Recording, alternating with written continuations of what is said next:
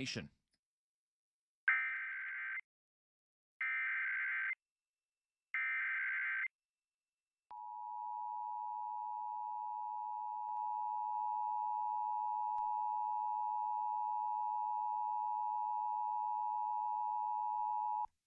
This station is activating the Houston Area Emergency Alert System. The National Weather Service in League City has issued a tornado warning for southwestern Liberty County and east central Harris County until 9:30 a.m. At 8:55 a.m., a severe thunderstorm capable of producing a tornado was located over East Little York or near Aldine, moving east at 30 miles per hour.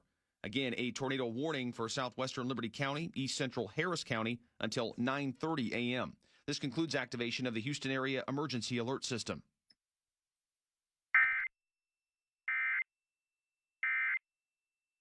Breaks out, we break in. Keep tuned right here for the latest weather updates. Surf Live Doppler 740.